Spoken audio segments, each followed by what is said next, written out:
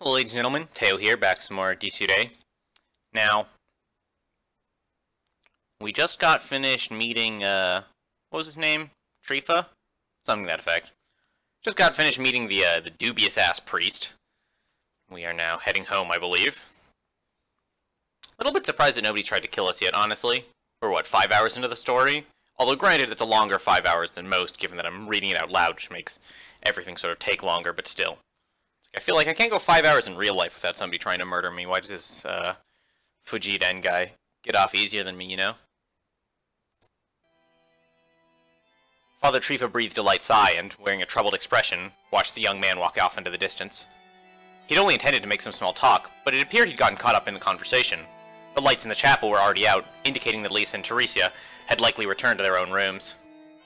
They were treating him rather coldly, but not much could be done about that. For now, that was indeed the more convenient way for things to be. しかしまあ、正直肝を冷やしましたね。ただの鎌掛けだったのですが、まったくこれは。The priest's troubled smile widened to a masochistic grin as he reflected back on that prior conversation. His shoulders wouldn't cease trembling. Indeed, the departed could never return to life, nor should the living wish for it to happen. The dead would return to the earth, the living would mourn and pray. Most would no doubt label that as common sense. But the world was an intricate web of masks and true intentions lurking behind them. Two forms of common sense, one rooted in morals, the other burst by sentimental arguments, would clash from time to time. In this case, which side would be the minority in the simplest sense?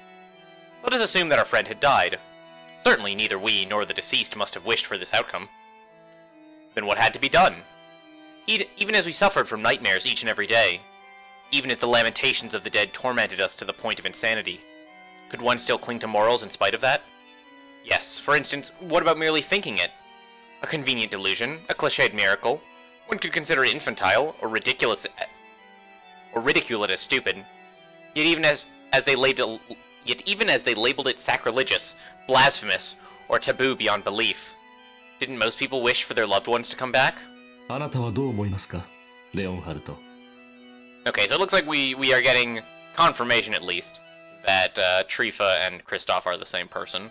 Assuming that I'm remembering all the names correctly. Accompanied by the howl of the wind, the girl approached the priest from behind. It appeared she'd witnessed the whole thing from beginning to end. She had no presence at all, but the two of them likely maintained an unspoken bond. Father Trifa showed no particular sign of being surprised at all. どうとはつまり、彼の意見に対してですか？ええ。何かしら感じるところがありましたかね。別に何も。思想は個人の自由です。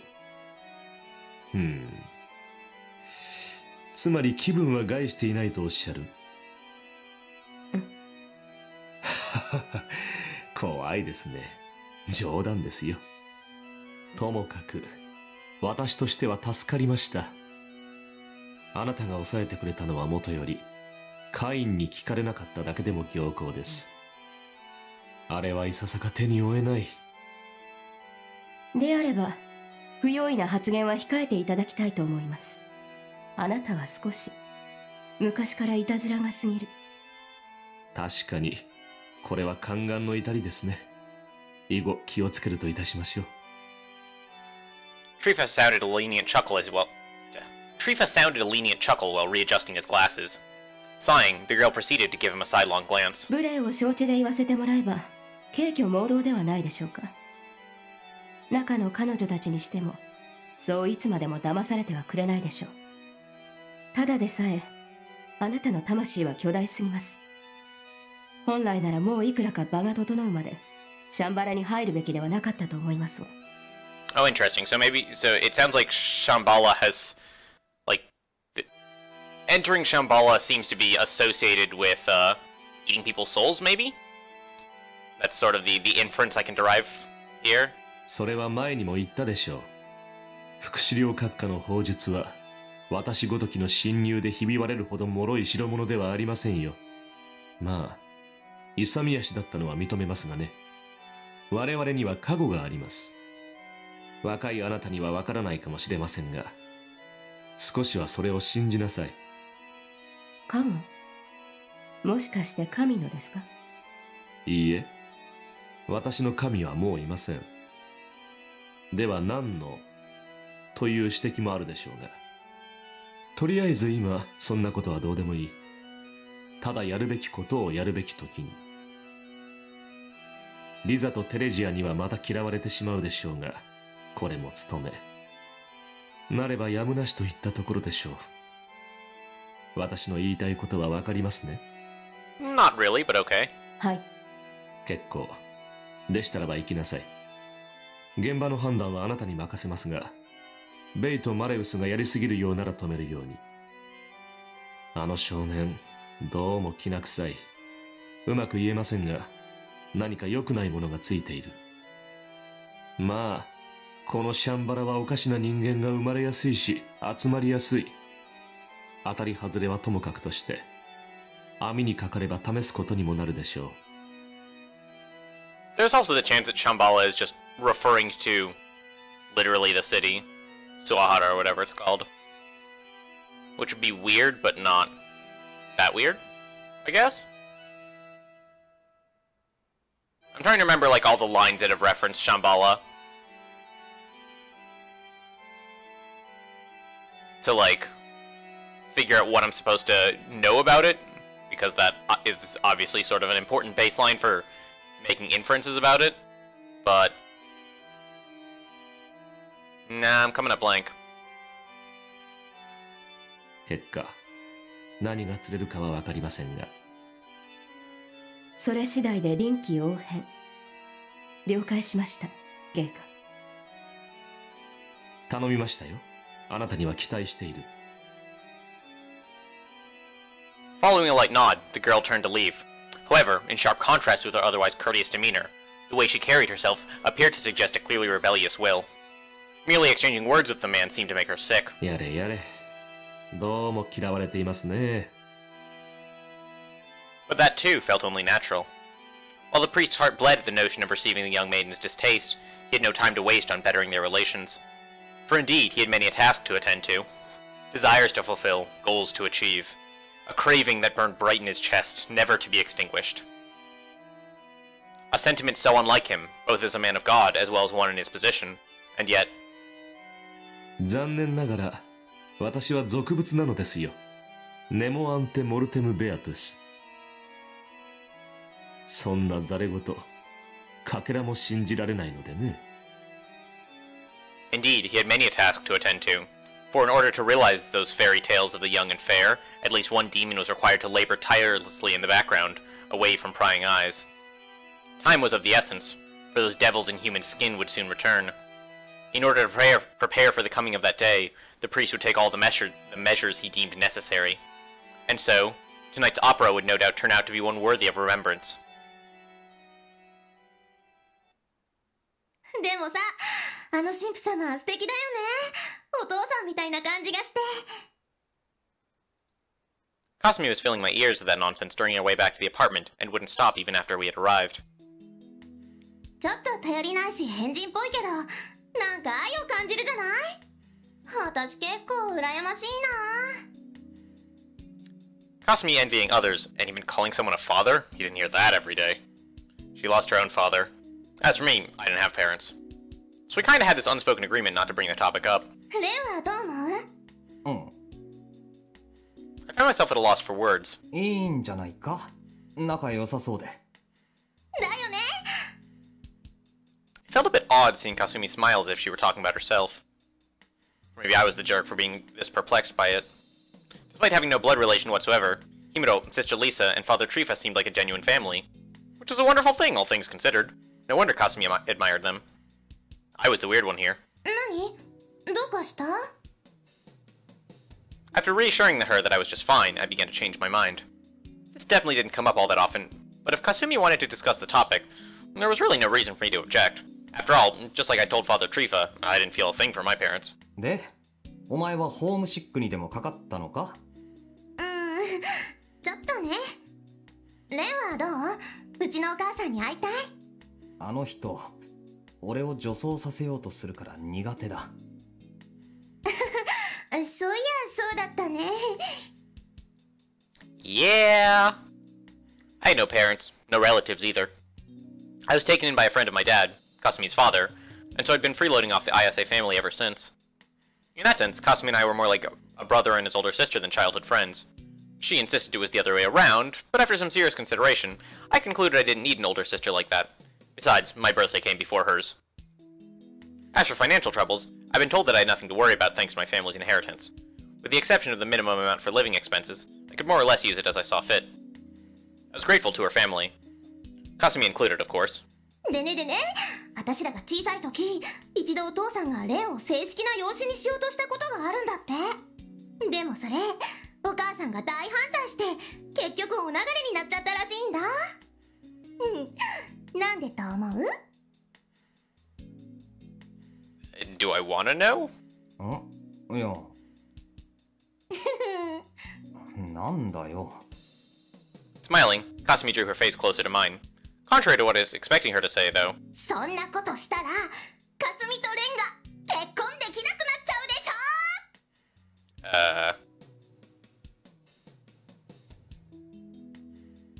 That's, planning kind of far in advance, aren't you? Boom. She dropped that bomb so hard I could almost literally hear it. Wait. 確か三親等以内の血族じゃない限り、養子だろうがなんだろうが OK じゃなかったか？ I don't think that's what's important right now, actually.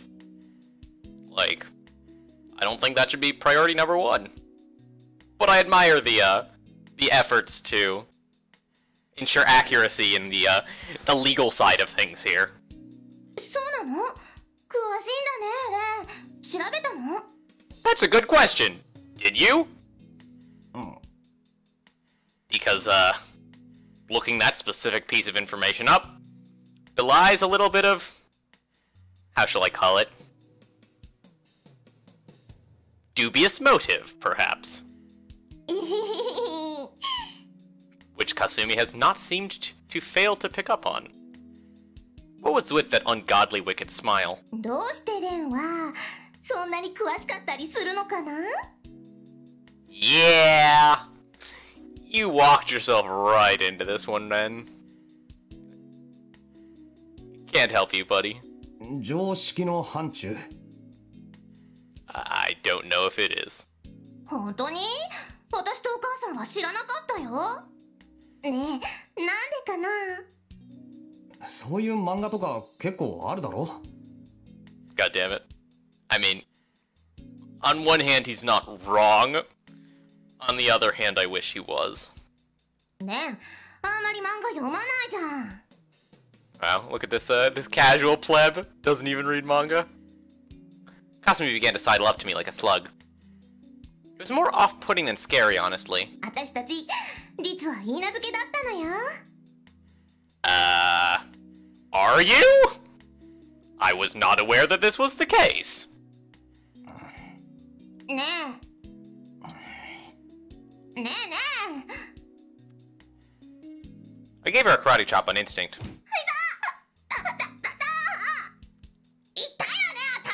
いきなり何してくれんのよ。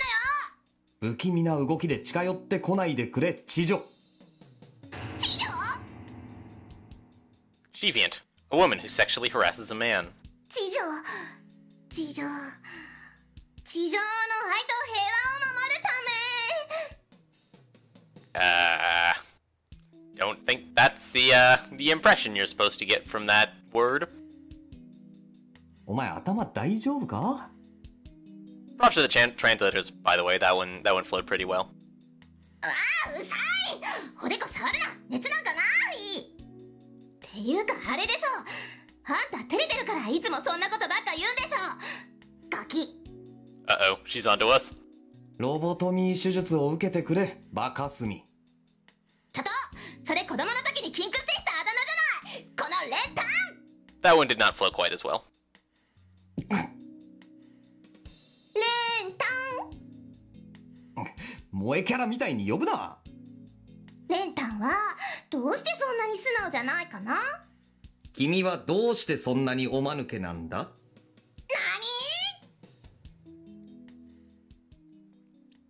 One stupid exchange after another. Pointless conversation after pointless conversation. A worthless daily existence. Cheap like garbage. A series of ever-changing, mundane events. The kind you'd have a hard time even remembering the next day. Why did I never reflect upon that day, that instinct, more deeply? I was careless. I didn't take it seriously. I thought that I understood. That nothing lasted forever. That something being finite means that its end could come at any time. That irreplaceably precious garbage of a daily life Ren Fuji wished to protect to the point of parting ways with his best friend came to an end that night. Ah, excellent. People are gonna kill each other now. Excellent. I'm so excited. Now then, let the curtains rise in tonight's grand guinal. I'm like 100% certain I'm not pronouncing that word right. At first, I couldn't understand what was going on. Huh? Well, you seem to be outside. What happened to me? I was in my room just a few moments ago, so why was I suddenly all alone in a place like this? Well, you see, it's because you've been killing people in your sleep. I glanced around my surroundings, the chaos in my mind never once subsiding. I was outside, no question about that. Was this some kind of prank? I didn't get so drunk that my memories blanked out, did I? That couldn't have been the case. どういうことだ? How did this happen? I didn't know. It wasn't that difficult to recall everything that happened up until this point. I left the church, went home, took a bath, and went to bed. I might have had a chat with Kasumi too, but it probably wasn't anything important knowing her. Nothing that would help me here at any rate. The last thing I remembered was going to bed. That was the most important bit. That meant that this was all a dream, not reality. A dream? But even though I assumed that to be true, there was still something I couldn't quite explain. Why wasn't this that dream? Over the past few days, I've been having the exact same dream of the Twilight Shore, the nightmare of the guillotine. True, if I never had that dream ever again, I could count myself lucky, but the sudden change still left me feeling like something was off. The moon loomed high ahead, showering me with frozen blue light. I was alone, like a dancer in the spotlight. This was strange. This was strange. Something felt off. Though I was conscious, I couldn't perceive anything. It was a vague, floating feeling, like I was nothing more than an eyeball. That could be attributed to the nature of dreams, though. I couldn't control myself properly. Although I could detect a dull pain hammering away at my brain, I still felt out of it, to the point of wanting to throw up. I would have been hard-pressed to call it a very comfortable feeling. In other words, this really was yet another dream. The details of it might have changed, but it remained just as unpleasant as before. I began to stagger as I felt a sense of intoxication wash over me. Actually, perhaps it would be better to say that I was already walking. I certainly wasn't doing it consciously, and the sensation of my feet pressing against the earth felt incredibly vague. All I had left was my vision and this faint, dull headache. And was this a heartbeat? It sounded like it was coming from far off, but I could definitely hear someone's heartbeat. It wasn't mine! For some reason, that was all I knew, as well as the fact that it was slowly, yet steadily getting closer. A sharp, burning pain flared up in my neck. The word pain didn't even begin to describe it. I felt like I was being strangled by a string of molten hot barbed wire, and as the pain grew more intense, so did the heartbeat draw closer and closer. A never-ceasing sound, a sensation of another heartbeat in the back of my head. So, pain in the neck. Makes sense for that to be the place that the pain is showing up, given the whole guillotine theme we're running with. What the hell was this? I was getting strangled. I couldn't breathe. The pain was only growing more and more intense. Succumbing to strangulation was all too easy. I could feel the thing biting into the flesh of my neck. It was trying to twist my neck. It was all too incomprehensible. What did I do to deserve this? Could it be that I was about to become the 8th victim? The abrupt pain, akin to having my very bones scraped off, made me let out a violent howl of agony. I wasn't bleeding, but I could tell that my neck and torso were held together by nothing but one last bone. Creak, creak. I heard my bones being whittled down little by little. The other heartbeat in my skull, I could feel it being activated. I found myself assailed by a feeling of discomfort unlike any I'd ever experienced before. Almost like I was a second skin being shed by another creature while I still lived. What? An ever so brief whisper echoed in my ears. I couldn't make out what it was saying, not a word. I'd already passed my threshold of pain and was being driven into a situation where all I wanted to do was writhe on the ground. I was in no condition to properly make out some ever-audible noise of a voice. As the creaking in my neck grew ever more intense, my vision was abruptly cut off with the grace of a sudden blackout. A sound echoed across the darkness I found myself freshly enveloped by. Hurry. Hurry. Hurry. Hurry. The sound drilling into my skull began to merge with the noise, gradually transforming into something I could make out as human speech. A familiar requiem I'd heard somewhere before.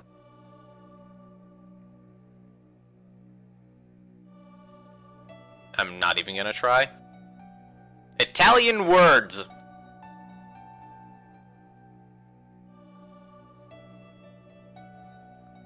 More Italian words. Even more Italian words. Latin, not Italian. I know how languages work. Latin. This is Latin, I assume. Yep. Definitely Latin. Definitely not understanding a word of it.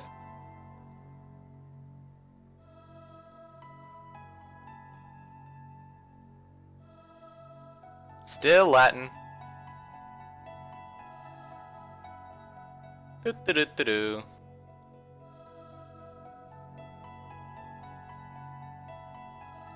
My skull was split and my head severed. The string of unintelligible words that poured forth from within jolted through my mind, robbing it of sanity. Hey, you and me both, man. To oppose the raging stream of my pain, I...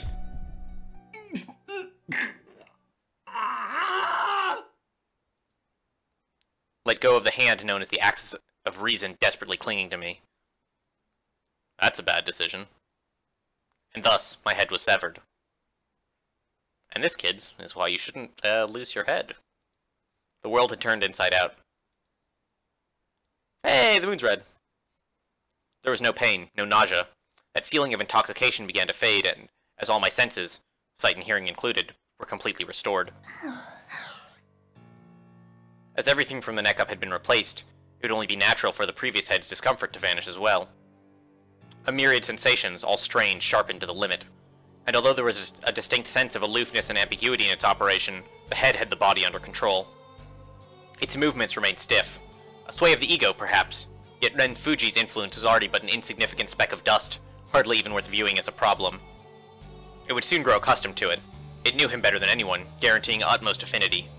The two of them were as caduceus, The two of them were as caduceus, 2 in 1, two sides of the same coin, yin and yang. Ah, how truly romantic. What would man call this if not the red string of fate itself? The head began to cackle, its body staggering onward with the unsteady step of a sleepwalker. Where to? That hardly needed to be said. To its prey. The hunter cared not who ended up slaughtered. It could have even been a cat or a dog for all it cared. So long as the prey had blood, life, and was worthy to be cut down, the hunter did not discriminate. All it needed was a victim large enough to be fit for a massacre to help satisfy these welling destructive urges. Had there been a zoo nearby, an elephant or a giraffe would likely sufficed. However, that was not the case. As such, it needed to hunt for something else. Something that hardly needed to be explained. Indeed, humans. A voice came pouring out. よければ公園の外までご一緒させてもらえませんか？怖くて。Startled, a woman in her mid-20s turned around. Her gaudy makeup and suit left quite the impression, pointing towards a career in perhaps the nighttime entertainment business. The head continued to speak. 友達とはぐれちゃって電話したら入り口で待ってるから早く来いって言われました。薄情な奴らですよね。I'm not gonna lie, this is pretty creepy. It produced a smile, all to calm itself, to coax, to persuade its preferred target. ダメですか? In times like this, presenting a soft, kind, and gentle expression worked as the most effective cover. The woman made a troubled smile, but ultimately agreed to the head's request. Despite voicing a grumble or two, her voice rang with a hint of relief. She was probably frightened. Ah, what an idiot. Just as the head formulated that thought, not even the assailant themselves could tell or remember which direction it came from. All they saw was the lightning-fast swoop of the blade, its afterimage burned into their eyes. The woman was decapitated, her head sent flying into the air. It didn't end there. Her torso was also sliced into 5 pieces before the head even hit the ground. She displayed not a shred of resistance. The act seemed a magic trick of sorts, but one that could never be undone. The woman's body split into pieces, her various parts scattering like falling Jenga blocks. The freshly severed head fell on the still spinning hand with a thump, the same somewhat stiff smile eternally frozen on its lips. It then bounced into the air one more time, before being sliced in two right down the middle. The woman's face split open, scattering blood and brain as it burst like cheap fireworks.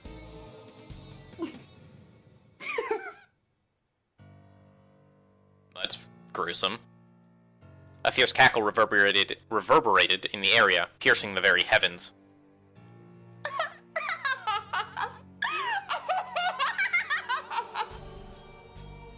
Its spine creaked, perhaps due to joy, dread, or a mix of both. The creeping sensation of a myriad crawling worms shook its jaw, never once stopping.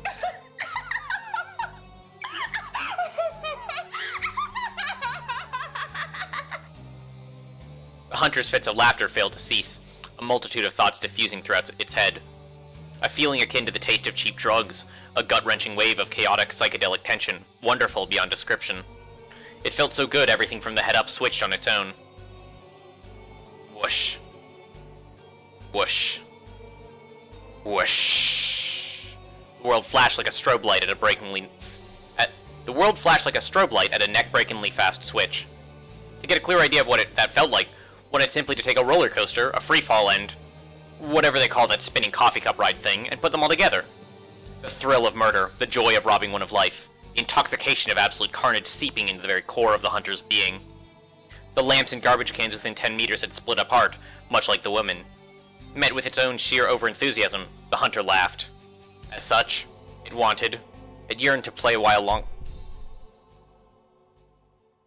Alas, you mustn't. It would appear they have caught wind of this.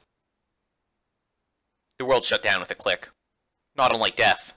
Like that woman from a moment before, whose very existence was denied and expunged. Like that dream of being beheaded by a guillotine. That exact same sensation. Ah, so this was yet another dream. Sleep. Do not awaken. You must not... What? Wake. Up. There we go. Alright, not waking up. What else can I do for you? Now then, the beasts approach. Retreat or advance. Make your choice.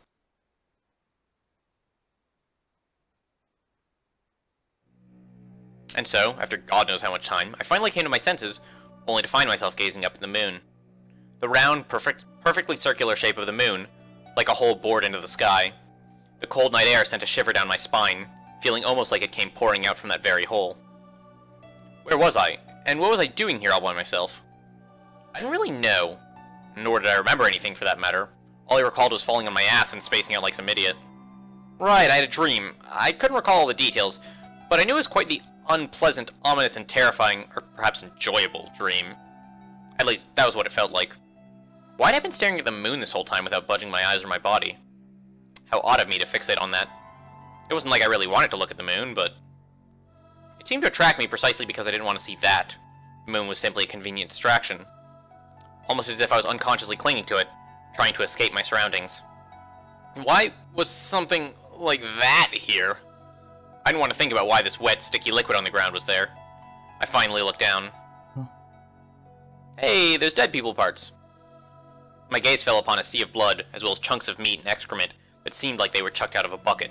Remains of a human body lay scattered as far as the eye could see, mutilated beyond recognition. Arms severed at the elbow, legs still standing up from the shins down, a torso cut into round slices with its intestines spilling out like spaghetti. And just as I'd feared, the body itself had nothing from the neck up. A woman's head, cleaved vertically, floated in the middle of that puddle of blood, facing the ground, eyes fixed on me in a glare. White bone, pink entrails, yellow fat, red muscles, gray brain, dull eyes, light brown hair, the putrid stench of blood and death lingering about those grisly remains. Even emitting steam in the cold night air, violated my nasal cavities with merciless intensity. What was all this doing here? I felt like a complete fucking idiot for only thinking about this now.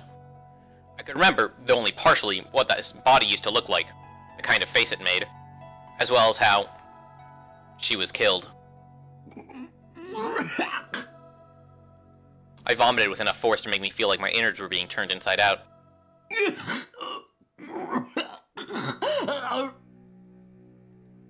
The smell of vomit mixed in with the stench of blood. My stomach cramped under the wintry moonlight, no doubt a result of the blood that looked like a veil of crimson mist. This wasn't a dream. This wasn't a dream. This wasn't a dream. This wasn't a dream. This cold, this head, this stench, these images, they were all... 俺がやったことなのか。違うのかよ。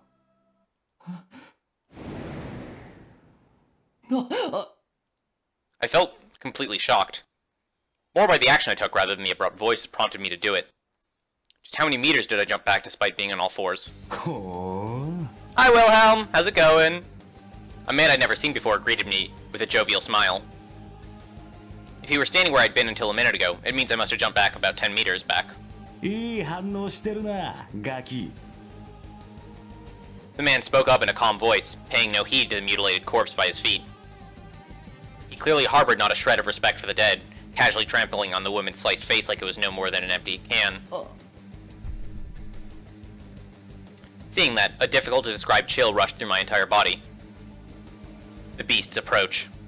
Didn't someone say that moments before I regained consciousness?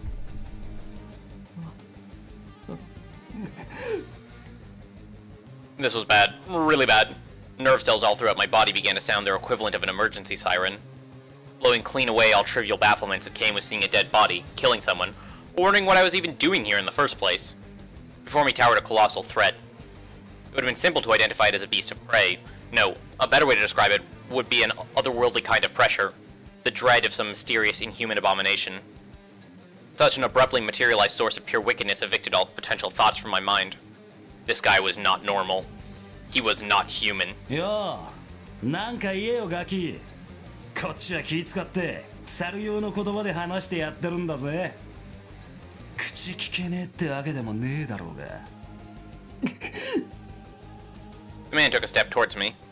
The emergency alarm in my mind proceeded to kick it up a notch. It was a hunch similar to base instinct. It was telling me to run. Otherwise, I would be devoured. My body moved unconsciously. I jumped back just as fast as I did earlier. No, even faster than that, with the intention of getting out of here right away. However... that attempt was blocked by a woman standing behind me. This was getting ridiculous. I poured all I had into fleeing this vicious sink or swim situation. Even if there were any obstacles, I had enough force to mow down pretty much anything in my path. So why... Why couldn't I break through this fragile-looking woman? How the hell was she holding me down with arms that should have honestly broken like frail twigs the moment I hit her? All she did was place her hand lightly upon my chest, yet that alone rendered me completely paralyzed. I felt an unbelievably heavy pressure. Almost like there were over 100 people packed beneath her skin.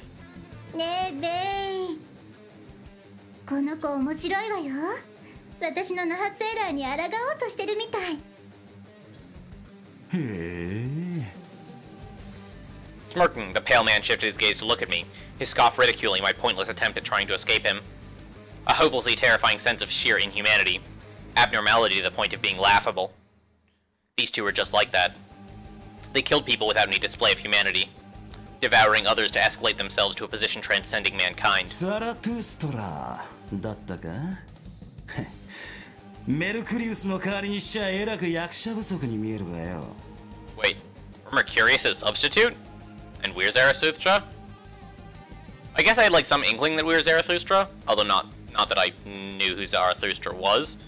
But hearing that we're Mercurius' substitute is new information to me. どうするマレウス？遊んでみるか？ So wait, is she Malleus or is she Rusalka? Again, stop giving your characters excessive numbers of names. そうね。鉄は熱いうちに、なんだっけ、この国のことわざだったような気がするけど。My thoughts were reduced to a jumble just by having them near me. I felt like I could pass out any second now. I could smell an unnaturally dense mixture of blood, death, and decay. I was this close to losing it. Simply being in the center of their attention was going to crush me if this kept going. Anyway, I had to do something. Even my body was paralyzed. I need to at least speak up so I could free myself from their grip. 俺に一体何の用だ。うんすごいね、あなた喋れるんだ。普通の人間なら気絶するくらいのことはしてるつもりなんだけどな。意識があるだけじゃなくて口も聞けるか。これはいよいよたまんないね。私ゾクゾクしてきちゃうよ。 Leaving my chest, the woman's fingers slid up to my neck. あれ、あなたがやったのかな。 She referred to the mutilated corpse of the woman lying scattered on the pavement, asking me if I was responsible. 雑で荒いし綺麗じゃないよね。少なくとも私の知ってるあいつの趣味じゃないようだけど、メルクリウスの生物が何だったのか私たちの誰一人として知らないのよ。もしそうなら野郎の生物もこれと似たようなもんなのか。 What the hell were these guys talking about? It all sounded like gibberish to me. Besides, 知らない。俺は did I really kill someone here? There was a body right in front of me. I retained memories of the moment of her death. But was that really me? I was neither trying to flee from reality nor attempting to shift the blame. Rather, I just... 思えない。殺しなんか I saw it, I did.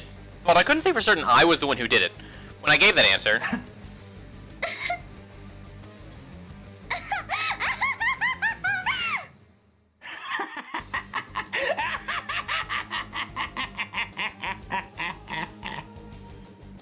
Maniacal laughter poured out of the two like water from a broken faucet, their sneers like a lump of malice. An aggregation of discord that threatened to drive one mad, to destroy one's sanity just by listening. Its sheer wretchedness made me sick. Theirs was no laugh of any ordinary human. That much I could attest to with certainty. そうかそうか、お前違うか。そうだよな。あ、そうだろうとも。面白い。 The man walked right up to me, his shoulders still trembling from laughter. His eyes betrayed no sense of laughter, though. I got goosebumps all over. めんどくせえな。体に効くかよ。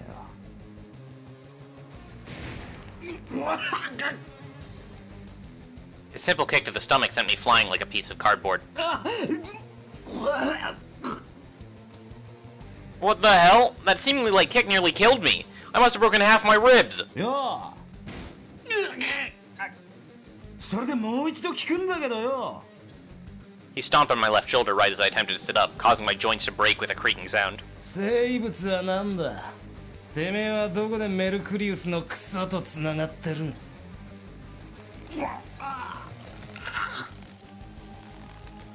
My vision flickered from the pain. I couldn't even scream. By contrast, the man's voice remained endlessly frivolous. おいおい頼むぜ。サクサク行こうや。実際拷問は得意じゃねえんだ。俺が相手してるうちに剥がねえと、お前あっちのバカ女に本格的なの食らわされっつ。ちょっと失礼ね。バカって何よ。いいわよ。じゃあ手伝ってあげないんだから。あなたもたまには繊細な仕事をしてみるのね。頭さえ残ってれば最悪なんとかなるんだしさ。だそうだぜ。 It broke. Or perhaps it was dislocated? I couldn't move my left arm from the shoulder down. I grabbed the man's ankle with my right hand out of pure reflex. I attempted pouring as much strength into my grip as possible, but he wasn't budging an inch. おい、触んじゃねえよ。気色悪い。 Seriously? The man lifted me up in the air using only his leg, then connected it into a spin kick without missing a beat. It was enough to send me flying 7 or 8 meters to the fence overlooking the water. This was no laughing matter. He was seriously going to kill me if this kept up. I'd do something to get away. だったら海にでも飛び込むか。そのざまじゃ溺れちまうだけだろうが、まあ何でも試してみるのはいいことだ。 His tone mocked me like he had just read my mind. He was right though, that wouldn't do me any good. Then what else was I to... あんまりしらける反応するんじゃねえよ。役者こいてんなら大したもんだが、気の長い性分でもないんでな。もったいぶられるとどうでもよくなる。最後だ。てめえの生物は？ So this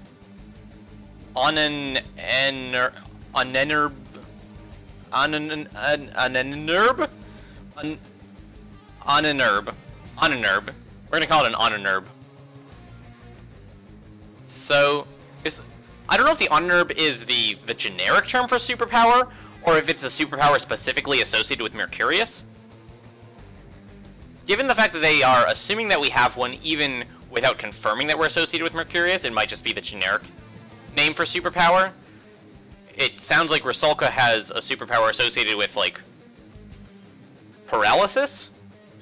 Wilhelm, we don't know what his superpower is yet, which concerns me. But as long as we can avoid getting, like, grabbed by Rusalka, it seems like her superpower isn't going to be a problem. I mean, other than the fact that they're just, like, physically meaningfully stronger than us, and are perfectly capable of beating us to death along that axis. Like, the man's kick crashed into the iron fence beside me, bending its bars in the process. I remained silent, but what else was I going to do? How was I supposed to reply when I had no answer to give him? Was I going to die here? Crushed without rhyme or reason in a situation beyond my comprehension? I didn't want that. No way was I going to accept an outcome like that. I felt it meaningless to try to explain and justify myself to an opponent I couldn't reason with. Likewise, I couldn't just run away from him either. Then what was I to do? Words and running wouldn't do me any good. Ah, well, if we can't do flight, all that's left is fight. So what other methods would help me break through this deadlock of this irrational, unreasonable situation? Well... So, any moment that, like, a sword wants to come bursting out of our arm, that would just be fantastic. A color of boredom seeped into the man's tone as he threw a fierce punch my way, almost as if to say that he was done playing torturer. His bloodlust was near palpable. I felt death itself approaching. I could instinctively tell that I would die the moment that fist crashed into me. I no longer had any other choice. I saw a body earlier. Maybe I was the one who killed her, or maybe I wasn't. Regardless of the truth, that horrific image had been permanently burned into my retina, refusing to leave. As such, I'd but one thing on my mind, that I did not wish to end up that way. A selfish, greedy, and wretched attachment to life. That alone steeled my conviction, made it fiercer than anything else. Like hell I'd be killed. Like hell I'd be broken here. I had to move, dodge, struggle. If I wanted to live, if I wished to avoid death, I had but one thing to do. Because I was not supposed to die in a place like this to begin with. Found it in yourself to act? In that case, allow me to give you some advice. Out of all the current fangs, that man, Bei, is among the fiercest. Struggle all you wish, but mortal skill alone shan't defeat him.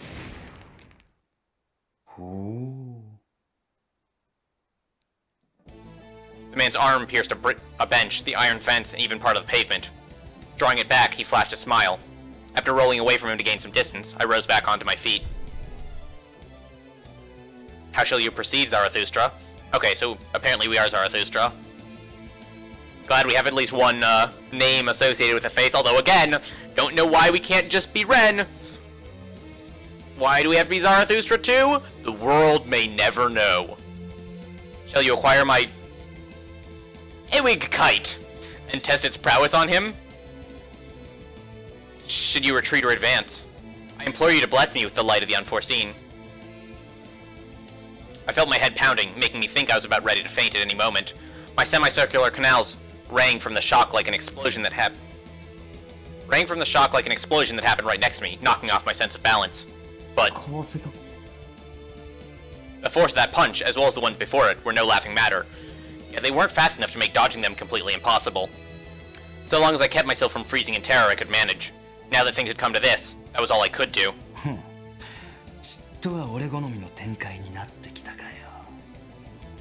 The ivory man of white hair faced me again with a smirk decorating his lips. He would likely kill me in an instant if I tried to make a run for it, which meant that my best chance here was to try and create an opening. I was hurting all over, but this still paled in comparison to my fight with Shiro. It was hardly impossible. I had to fight, and successfully break through. It was the only way. Very well, then act according to your heart's desire. Should you deem it necessary to determine the difference between your strengths. なあマレウス、こいつ殺すぞ。文句はねえな。ダメって言っても聞かないんでしょ。いいわよ別に。あなた昔からそんなだしね。たださっきも言ったけど。頭は残せか。まあ前処してみら。The man approached me with a faint smirk. If he really planned to pick a fight, then victory would go to the one who struck foot. ちょっと待ちなさいよ。どうせやるならもう少しやる気が出るようにしてあげるわ。例えばあなたさ。 The woman interrupted before I could make my first move, and her words caused my thoughts of taking the initiative to fly right out the window. 今夜ついさっきまで教会にいたんだよね。 What? だよ、そうだっけか？そうよ。だったら手っ取り早いじゃない。 Wait, what were they saying? 逃げるとかごまかそうとか、そういう気が起きないようにしてあげるから、もっと死に物狂いで頑張ろうよ。あなた自分が痛いのには鈍そうな感じだし、こういう状況の方が火つくんじゃない？ああ、なるほど。 In my mind, I begged them to stop smiling like that. The way they smiled, even an idiot could figure out their true intentions. I couldn't help but feel bothered by the way she mentioned my presence at the church, almost like she'd heard about it from someone, as opposed to directly seeing it herself. But those worries soon became meaningless. I turned pale in an instant.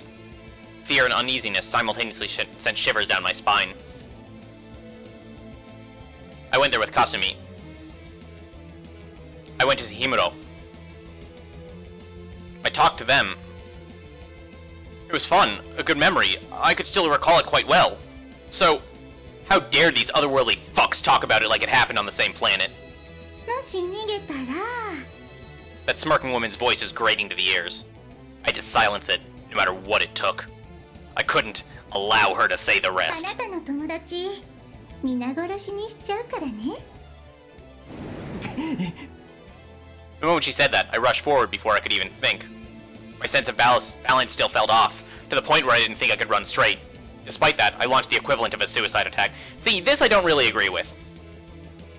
Cause, like, if you're planning on winning, right, which now has to be the plan given they're threatening to murder all your friends, I feel like you want to take advantage of the fact that Wilhelm's being a dumbass and is essentially challenging you to a one-on-one, right? Like, going after Rusalka here just, like, pulls aggro, right?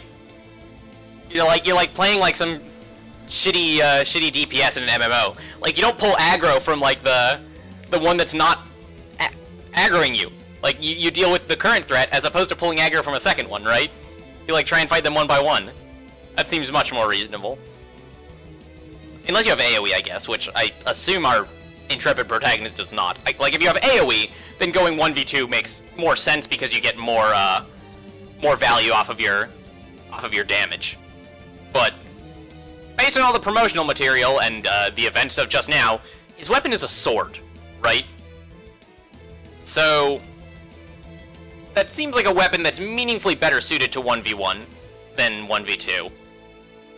It's like, I feel like the correct line here is you're supposed to take advantage of the fact that Wilhelm's trying to 1v1 you, kill him, although that, of course, is going to be difficult in and of itself, but if we're coming out of this alive, you have to assume that you are capable of at least doing that, I think.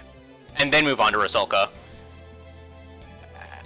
And then assuming that my interpretation of her superpower is correct, as long as you can avoid getting grabbed, you should be in decent shape versus Rusalka. But getting grabbed is avoiding getting grabbed is a lot easier when you only have to worry about one person instead of two. I was scared beyond words. The thought of what they'd do if I let them go was nigh unbearable. So I dashed toward them, emptying my mind. I let no roar, no shout, not even a weep. All I did was charge mechanically forward. That was... まあ待てよ。どうしたおい。急に勇ましくなったじゃねえか。つっても、女相手に切れる男ってのはいただけねえな。度量が知れるぜ。My suicide charge had been halted with little to no effort. He grabbed me by the neck, preventing me from moving forward. I could tell the need to squeeze, but a little harder to snap it. But I couldn't back down. A chill somewhat different from what I experienced earlier rushed up to my spine. I gritted my teeth and clenched my fists. My whole body was trembling. This was rage. Fear of the horrible things these psychos would do if I didn't stop them here. 逃げ打とうって気がなくなったんなら、追加で俺からも葉っぱくれてやろうじゃねえか。もう質疑応答は終了だ。こっから先は口以外で語り合おうぜ。力見せろよ。power. 心配すんなよ、手加減してやる。武器は出さねえし、片手だけでやってやっから。お前は銃でもナイフでも念力でも呪いでも何でもいいから使ってみろや。お前が実際何者だろうと、要は遊べるかどうかだしよ。暇してたんだ、長いこと。祭ってのはつれえよな。もうしけた祭りじゃ満足できねえ。だからよ、これ最後のチャンスだ。俺にここまで譲歩させてナエル落ち着きやがったらお前。 He drew me close to him, uttering the following like it was nothing. この町地図から消しちまうぞ。 That's pretty rude. I felt dizziness taking its hold on me.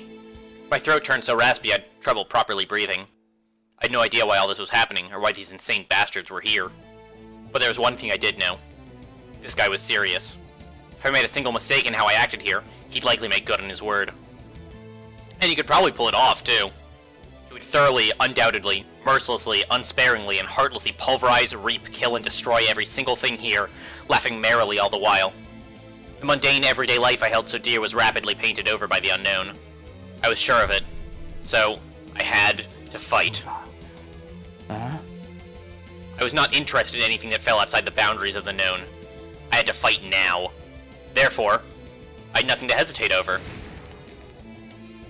After crashing my fist into the man's face, I used the recoil to leap backward.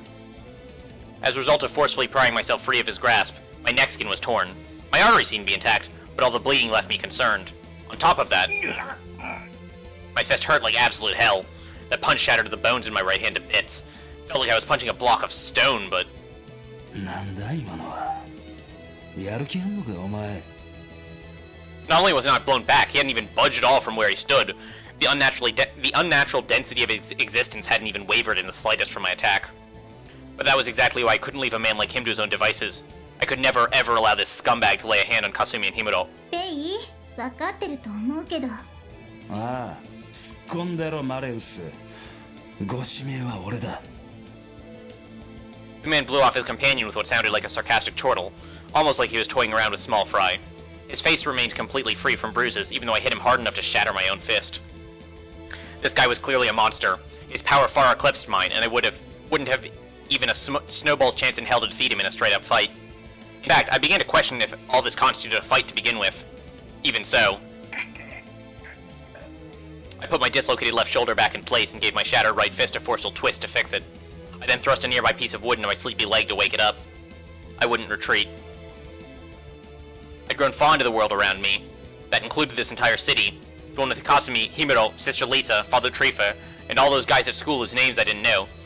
Also, I guess they're going all in on this whole Caduceus theme, because he's got, swirly-ass snakes in his eyes. I do whatever it took to preserve it. I didn't need stuff I wasn't familiar with. I wanted nothing to do with the unforeseen and the unpredictable. Unlike Shiro, I hadn't the slightest interest in trying all the options. I didn't mind if my life ended up as a boring straight line, which meant that these freaks were in the way. How dared these scumbags invade my story? They needed to get the hell back to their own genre. In other words, a life ruled by foreknowledge, such as your... That's interesting because that sort of puts him at clear ideological odds with Mephistopheles and Mercurius, who are presumably the endgame bosses, right? Their goal is to escape the cycle of determinism, whereas Ben is trying very hard to avoid surprises. What was that? A thought resembling static jolted through my head for a moment, but I needed to keep it out of mind. I had to focus on what was right in front of me. Luckily, the woman decided not to interfere. I could only hope she would stay at the sidelines, as turning this confrontation into a 2-on-1 fight was pretty much the last thing I wanted. As for the rest, I had to do whatever it took to get to the better of this man. Even if I couldn't beat him head-on, there had to be another way. We were both fighting hand-to-hand, no weapons, but the scale of the violence he wielded outclassed mine to the extent it made me want to laugh. In that sense, the last punch was a failure. With my right fist shattered, screwing up was no longer an option. Allowing my emotions to guide my decisions could very well prove to be fatal. I needed to calm down. This wasn't my first life-or-death brawl anyway. No need to panic.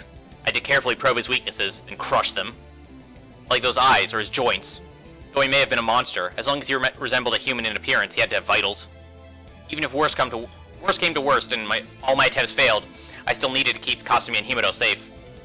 I needed to pull myself together. I had things I held dear to the point of fighting Shiro over them. What exactly did I expect to protect if I ended up getting crushed by these assholes? The ivory demon cracked his knuckles as he leveled his gaze with mine. His glare made me dizzy, but this wasn't the time to be intimidated.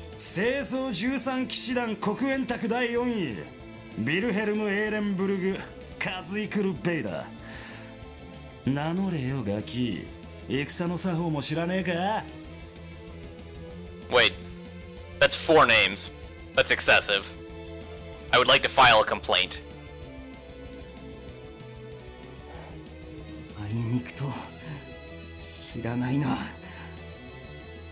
I didn't feel like revealing a single piece of information pertaining to my identity.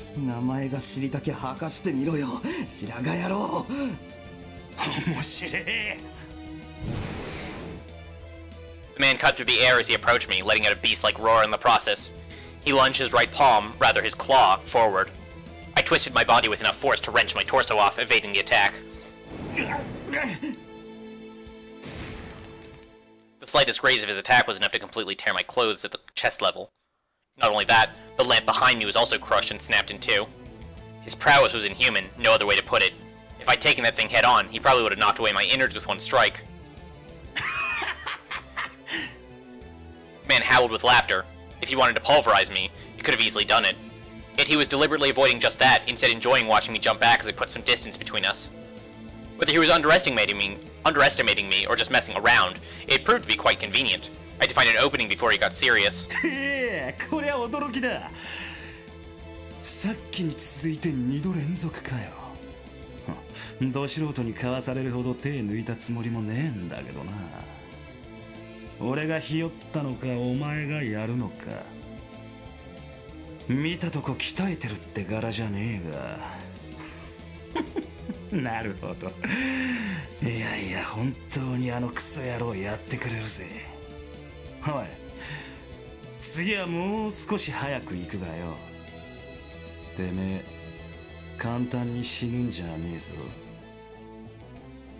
Wilhelm slowly assumed an oddly relaxed pose as the words left his lips.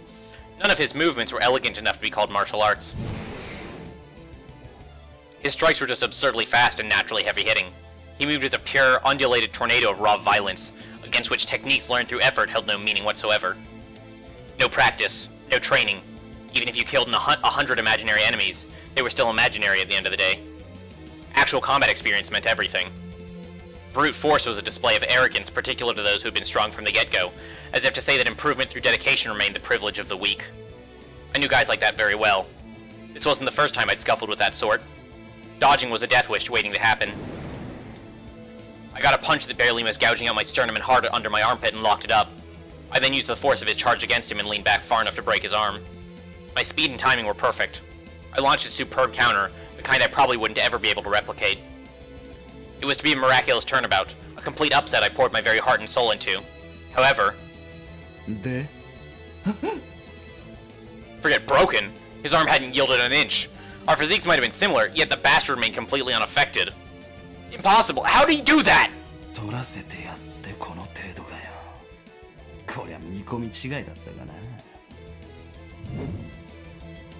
I shifted my force right into performing an overhead throw, kicking him right in the crotch. If I failed with his joints, I'd crush him at his most vulnerable spot instead.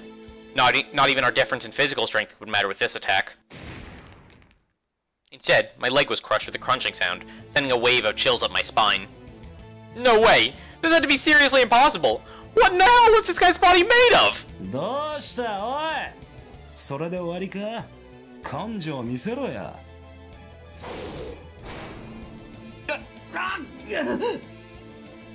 He then immediately followed it up with an uppercut that felt like it was about to mow down my whole face. It was powerful enough to blow me away, but it didn't kill me. I felt intense nausea welling up from the impact, rattling my brain. It hurt. It hurt like hell. God damn it! Guarding that ended up breaking both my arms. Vomiting blood, I collapsed onto the pavement, trying to confirm the damage my body had sustained. Both hands, one leg, and my broken ribs had injured my internal organs. Fucking great, it felt almost like a repeat of what happened 2 months ago. I'd just gotten out of the hospital only to get beaten half to death again. But all those similarities meant that I'd experienced these kinds of injuries and pain before. I could still stand. I could do this. I wasn't scared. Wilhelm regarded me with a sneer as I continued to writhe on the ground. Naturally, he had remained completely unscathed. He exuded a demonic aura resembling a heat haze, his eyes gleaming with the thrill of a predator closing in on his prey. So at this point, how does the fight end? Like, doesn't look like we're winning, right? So that's pretty much out the window. So there's basically 3 outcomes I can imagine happening. The first, and most likely, is that chick from earlier who Trifa was talking to shows up and helps us out. That seems plausible. Like, Trifa, like, sort of told her to keep an eye on us. Other possibilities are, what are the other possibilities?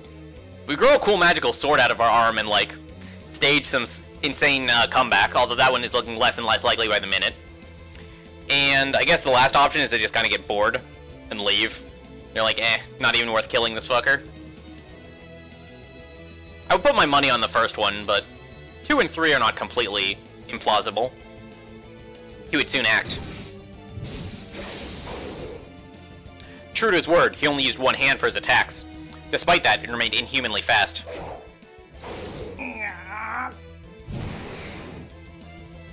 And each one of them held lethal power. Defense was not an option. His strikes were merciless whirlwinds of death that tore at my skin and sent my blood spraying out after a mere graze. I couldn't keep dodging them forever. His one-handed multi-angle attacks, a demonstration of his enormous superhuman power, seemed to ignore the very laws of physics. And they were gradually getting faster. They sped up with each one I dodged, seemingly testing my limits. I could no longer follow their trajectory with my eyes. As such, intuition remained the only thing I could rely on, the kind of instinct that manifested itself upon the precipice between life and death. But in the end, that too became weaker and weaker. Suddenly, Wilhelm's arms stretched to unbelievable lengths. It was several times faster than the fixed accelerated tempo of punches he'd been going by up until... It was only by pure luck that I managed to avoid a direct hit. My broken right leg couldn't support its own weight, causing me to fall. As a result, I cheated death. Looked like Lady Luck hadn't forsaken me just yet. However, the pain I felt while moving with my ribs broken was intense enough to threaten knocking me out. At this rate, they might end up puncturing my lungs in the process. The biggest problem I faced, however, was Wilhelm, smirking as he waited for me to stand up. I couldn't find a way to deal with him. That speed of his seemed like it was beginning to surpass the limits of human kinetic vision and reflexes. He was probably only getting started, too. At this rate, I could probably only hope for another 1 or 2 miraculous dodges. On top of that, none of my attacks had any effect on him. At the very least, I'd remain keenly aware that physical blows would do no good against him. Then, leaning against a nearby tree, I rose back to my feet. With my limbs broken, I need to secure a new weapon. I resolved myself. Wilhelm's bloodlust exploded. He must have predicted what I was about to do. Yup, he intended to kill me. As such, I couldn't fight him unless I was resolved to do the same to him. I used the tree as a shield in order to block a hit from the bastard that would have otherwise blown my head clean off. Taking the brunt of his blow, the tree splintered into several pieces with a crunch. Wilhelm displayed incredible destructive power for sure, but I was counting on exactly that. I instantly picked something suitable as a weapon out of the numerous splinters soaring through the air. Oh nice, we're gonna stab him in the eyes. I'm sold. In short, I'd found myself an improvised stake. As I couldn't catch it with my broken hands, I instead used my left leg, the only intact limb I still had. I performed a so-called wheel kick, lining my heel up with the stake to aim for Wilhelm's throat. I drove the stake down with a clear intent to kill. I didn't want to be a murderer, but I'd die otherwise. I had no choice. And so, my merciless and unrehearsed acrobatic stunt miraculously succeeded. And yet... all I heard was a mocking scoff.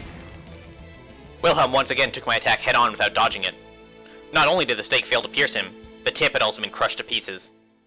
I couldn't believe my eyes. Seriously, what kind of body did this guy have? How could it not pierce him at the thinnest part of his... Shit, I had to dodge. My reckless dodge in this critical situation ended up resulting in further damage to my own body. That one might have torn my left Achilles tendon. Several pieces of the shattered stake were pierced through my heel. This had to be some kind of sick joke. Was I gonna die after having come this far? I had no idea why, but this guy's tenacity was absurd. I could only speculate that he had no vitals or weak points to begin with. Then just how? How would I win? しかし消せねえな。お前本当にそんなもんかよ。そこらの喧嘩自慢に毛が生えた程度の力でどうにかなると思うほど間抜けじゃあるめえ。切れたもん勝ちがまかり通るご都合主義はよ、シュライバーみたいな反則バカ以外には起こせねえんだ。お前にそういう素質はねえよ。 Interesting, so I guess we should keep that in mind for future note. This Schreiber guy has what sounds like some sort of emotion-based superpower, where if he gets mad, he gets stronger. それとも神風主義ってやつなのか。相変わらず東洋人は飽きやがんねえな。気合で勝てりゃてめえら戦争に負けてねえよ。 You didn't need to tell me. I knew that painfully well. What I needed now is a physical way to win. Striking during openings, coming up with plans, or dealing damage with straight-up methods wouldn't help me here. I couldn't use violence within the boundaries of common sense to defeat someone who existed outside it. Not to mention how he was toying with me while calmly gauging my battle prowess. Even if I could find some way to beat him, he'd most likely counter it in an instant. But even so, I couldn't just... 気に食わねえな。お前絶望が足りねえ。これから死ぬやつの目をしてねえ。こんなたわけた国と時代じゃ自分が死ぬって実感も持てねえのか。覚えがあるぜ、そういう目。まるであのクソと同じじゃねえかよ。その全て分かってますってなつら。 Wilhelm grumbled to himself, his gaze practically shooting icicles into my direction. Suddenly, I felt like that stare of his was robbing me of my body heat. I felt my body simultaneously assaulted by a sickening combination of nausea, intoxication, and itchiness.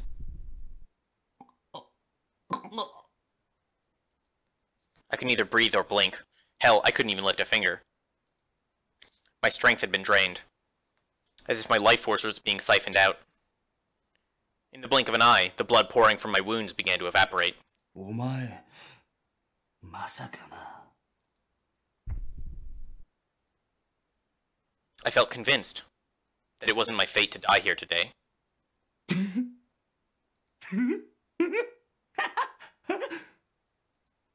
a complete turnabout, Wilhelm sounded a cackle, seemingly amused by something. To find out what our protagonist's intrepid turnaround will be, I'll have to tune in tomorrow, because that is it for me today. I'll catch you all on the flip side. Toodles.